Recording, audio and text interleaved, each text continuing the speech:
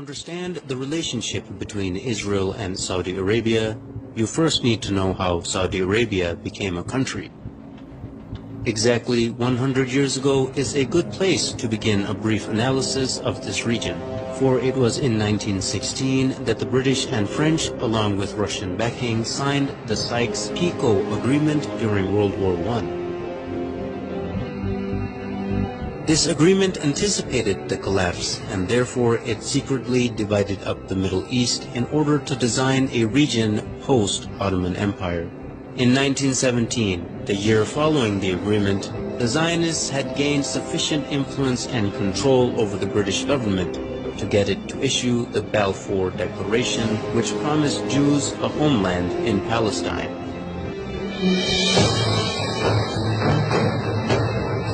Even though the population of Palestine was at the time 85% Arab and only 7% Jewish. The defeat of the Ottoman Empire by British imperialism in World War I left three distinct authorities in the Arabian Peninsula. In the west, the Sharif of Hijaz; in the north, Ibn Rashid of Hail; and in the east, Amir bin Saud of Najd with his religiously fanatical followers, the Wahhabis. Britain got the most help from the Sharif of Hijaz, who led the Arab revolt against the Ottomans and helped the British defeat them. In return for his support, Britain got the most help from the Sharif of Hijaz, who led the Arab revolt against the Ottomans and helped the British defeat them. In return for his support, the British had agreed and promised him the establishment of a single Arabian country from Gaza to the Persian Gulf. Britain did not keep its promises. Instead, it drew up the Sykes-Picot Agreement and issued the Balfour Declaration. The Sharif was discontent with this betrayal and told the British that he would never sell out Palestine to the Empire's Balfour Declaration. He would never allow the establishment of a Zionist state in Palestine or accept the new random borders drawn across Arabia by British and French imperialists. At this point, T.E. Lawrence, famously known as Lawrence of Arabia, was dispatched to bribe the Sharif and buy his support. When this didn't work, T.E. Lawrence turned to threats, which were also echoed by the colonial secretary Winston Churchill. Both men threatened to unleash Ibn Saud and his ferocious Wahhabis on them, whom they were already arming and funding for the sake of countering the threat of Churchill. Both men threatened to unleash Ibn Saud and his ferocious Wahhabis on them, whom they were already arming and funding for the sake of countering the threat of Ibn Rashid of Hail, who also stubbornly opposed the establishment of a Zionist state in the region. They officially surrendered in November of 1921. Hail had dissolved into a colony of the Sultanate of Najd. By March 1924, the British realized that Sharif Hussein would not back down, so they unleashed Ibn Saud and his armies on the Hijazi territory as well. Within weeks, the forces of Ibn Saud and his Wahhabi followers began to administer what the British Foreign Secretary Lord Curzon called the final kick to Sharif Hussein and ruthlessly attacked Hijazi territory. By September 1924, Ibn Saud had overrun Ta'if, the summer capital of the Sharif. In mid-October 1924, Ibn Saud captured Mecca, the holiest place in Islam. After losing Mecca, the Sharif had to flee and lose his entire territory to Ibn Saud, ancestor of the current Saudi lineage. In January 1925, Ibn Saud had begun his siege of Jeddah, and the city finally surrendered in December 1925, bringing an end to over 1,000 years of caliphate rule, which had begun after the demise of Prophet Muhammad. In February 1926, the new unified Wahhabi state was rebranded by the empire in 1932 as the Kingdom of Saudi Arabia.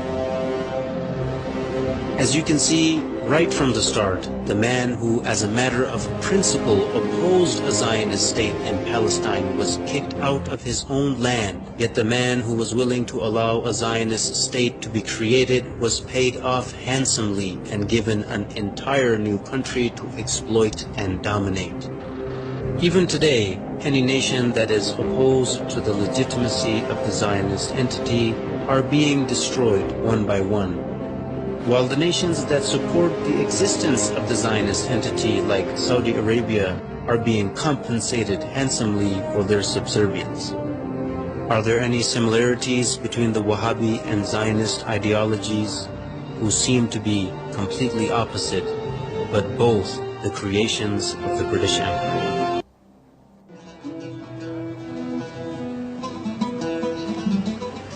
في 1917 خلال الحرب العالمية الأولى كتب بلفور وزير خارجية بريطانيا رسالة إلى لورد روشيد: إن حكومة صاحب الجلالة تنظر بعين العطف إلى إقامة وطن قومي في فلسطين للشعب اليهودي، وستبذل قصارى جهدها لتسهيل تحقيق هذه الغاية. جاء هذا الوعد بعد اتفاقية سايكس-بيكو التي قسمت النفوذ في الشرق الأوسط بين بريطانيا وفرنسا. حصلت القيادات العربية بموجبها على مناصب ملكية. لقيت فكرة الوطن القومي لليهود تعاطفا من قبل السلطان عبد العزيز آل سعود. أنا السلطان عبد العزيز بن عبد الرحمن آل فيصل آل سعود، أقر وأعترف بأنه لا مانع عندي من إعطاء فلسطين للمساكين اليهود أو غيرهم كما تراه بريطانيا. كما وتعاطف مع الفكرة الملك فيصل الأول في مؤتمر باريس للسلام في 1919. نحن العرب ولا سيما المهذبون منا ننظر بتعاطف عميق إلى الحركة الصهيونية، حيث يعترف وفدنا هنا في باريس بكامل المقترحات التي قدمتها الحركة الصهيونية إلى مؤتمر السلام، معتبرين إياها اقتراحات متواضعة ومنصفة، وسوف نبذل قصارى جهدنا في حدود ما يتصل بنا لتقديم يد العون، كما نتمنى لليهود استقبالا حارا لدى عودتهم إلى موطنهم. ولا شك أن فكرة الوطن القومي لزمت اليهود على مر الأجيال منذ الغزو البيزنطي لمملكتهم وإبادة شعبهم قبل 2000 سنة. أنا أقف اليوم في هل صحيح كان يتقاضى راتب من البريطانيين؟ نعم، كان يتلقى راتب، وكان الراتب هذا هو، أنا من وجهة نظري الآن لما أنظر لهذا الراتب هو مثل القروض التي تمنح من الدول الغنية للدول الفقيرة. يعني لم يكن هذا الراتب بمثابة يعني إسكات للملك أو يعني نوع من شراء الولاء؟ ممكن أنه هدف الإنجليز طبعا معقول يعطوا راتب 5000 جنيه في ذلك الوقت للإنسان في الصحراء.